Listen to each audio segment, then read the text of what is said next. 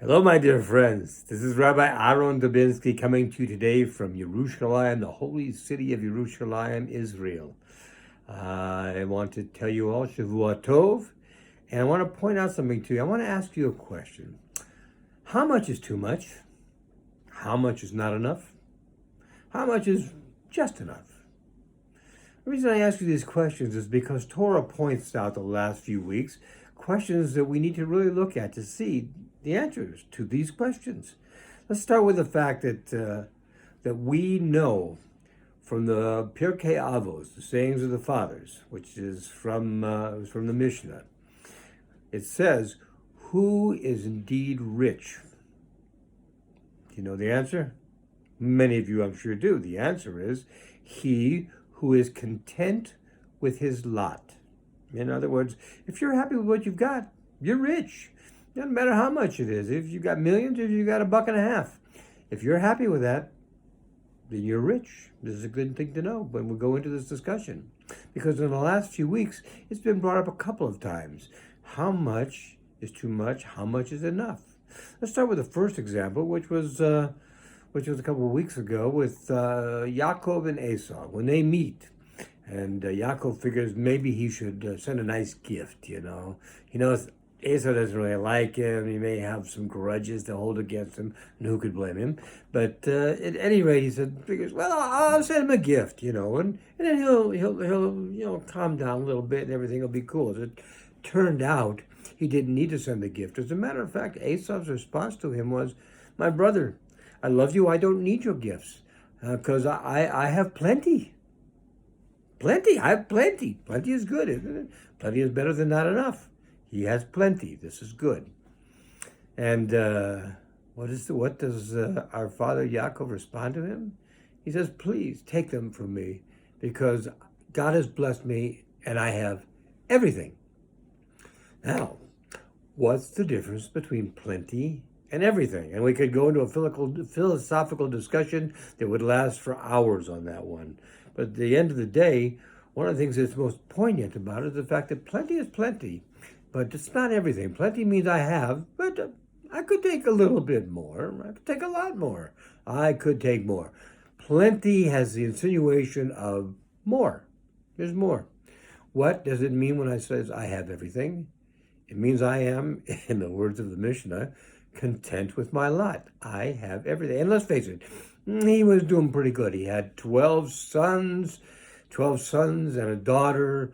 He had 4 wives. He had lots of cattle. He had lots of camels. He had lots of donkeys. He had lots of sheep.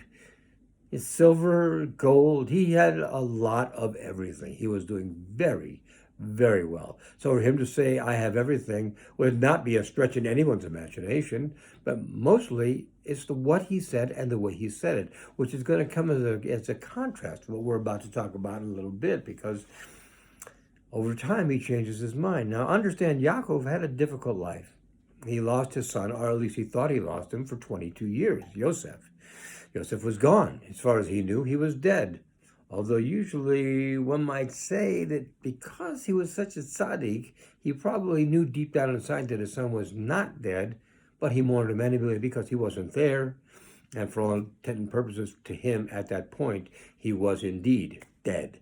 So he had that as a problem. He had the problem that he incurred with his daughter Dinah when she came to Shechem, where she was taken by the ruler's son. And at the end of the day, his 2 sons, Shimon and Levi, literally killed the whole city in retribution for that.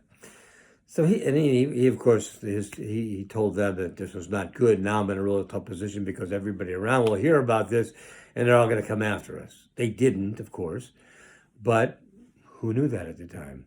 He had the fight with the angel where he got his leg dislocated. He had some tough times in his life. He had to run away from his home because his brother hated him so badly because he got the blessing that his brother was supposed to get, at least in the way things are done, that his brother hated him and would come after him to kill him. His mother told him that, "Get out of here because your brother is very angry and he'll kill you. So go to my brother's house and stay with him, and until things quiet down, I'll give you the high sign, you come back." Okay? So this was a tough life. I'm not going to sit here and I'm not going to downplay it. It was a tough life. So we find that Joseph and Jacob are reunited in Mitzrayim. Now let's take a look at the circumstances here. So Yaakov comes down from Canaan with all of his cattle, with all of his sheep, with all of his donkeys and horses and camels and everything else he had, silver, gold, his 4 wives, his 12 sons, his daughter. He came down with a lot, particularly when you figured he came into a country that was in the middle of one of the most horrible recessions they'd ever seen. It was a famine. It was terrible. People were coming from everywhere to get food from them because they were the only ones, thanks to Joseph, who saw what was coming and prepared for it.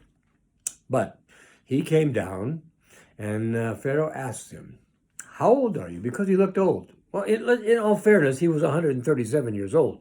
You're entitled to look old when you're 137 years old, but in Pharaoh's mind, he looked even old for 137. He said, "How old are you?" And of course, he told him, "How old?" 137. And that was the end of it. If he just left it at that, it would have been good, but that's not where he left it. Here's what he said. "The days of the years of my sojourns have been 130 years. Few and bad have been the days of the years of my life, and they have not reached the days of the years of the lives of my forefathers in the days of their sojourns." First of all, he doesn't know how long he's going to live. He could live as long, if not longer, than his father and his grandfather. So he really doesn't know that. That's a prediction he's making. And by the way, it did cost him years of his life. We won't even get into that today, but it cost him because he didn't seem to appreciate what he got. He doesn't talk about living. He talks about sojourns. Sojourns means it's not really your place. I'm just living here for a while, temporarily, until something happens and I got to move on. Well, he was living in the land of Canaan, which is the land of Israel. He was where he was supposed to be. That was his land. That was where he was supposed to be. It was not a sojourn. Coming to Egypt would have been a sojourn because he did not belong in Egypt. He came because of the famine. And when he came, he brought all of his possessions with him, all of his family. There were 70 people he brought. And he was lucky in the fact that, thank God, he could bring them down there. Not only could he bring them down there, but his son Joseph was the number two guy in Egypt. And Joseph told them, "Go live in Goshen. It's all yours. It's great for pasturing, the cattle and the sheep and everything else that you have. And this way you don't have to go broke." Well, he didn't say it in those words, but that's what he said. Because I'll provide you. I can do that. My idea, I can have whatever I want. Pharaoh says I can. And what I want is for you to have all that you need. So he gave him all that. So here's Jacob, living in a different country and complaining about the life he's had. And again, no question about it, he had a tough life. But these things were in the past. And he's talking about it now as if it's still happening. He has a tough life, but he has all his wealth. Remember, the people of Egypt got so desperate that towards the end of the 7-year famine, they sold themselves, all of their land, all of their cattle, everything they owned, and themselves as slaves to Pharaoh. They had nothing. Meanwhile, over in Goshen, life is good because Jacob and his sons are doing very well. They're teaching Torah. And by the way, this is a great thing because not only did he have all the physical things, but Jacob's sons, the 12 sons, stayed in Torah. He had them all with him. And I don't mean with him just physically, but with them spiritually as well, because they were also learning Torah and teaching Torah to their children. He had actually a great life, something that he could be very satisfied with, which one of the things that this teaches us is a very important lesson. Throughout our lives, there will be difficult times. I don't care who we are. There will always be some difficult time for us. So the lesson needs to be is take the lesson and take it with you.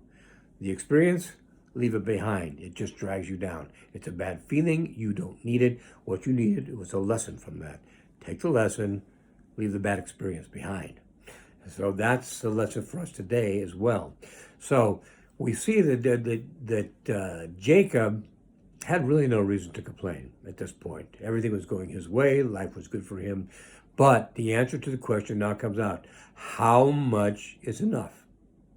And the answer is, it's a matter of perception. How much is enough is a matter of perception. From individual to individual, we each have our own perception of how much is enough. But understand, at the end of the day, it's always best to go back to that quotation from Pirkei Avos, which says, who is truly rich? He who is content with his lot. There's one more thing that I would like to put into today's shiur. It's the fact that Yosef made a point. Before his brothers went in to meet with Pharaoh, he said, if he asks you what you do for a living, you tell him you are cattlemen, and you have been that way all your life. Why?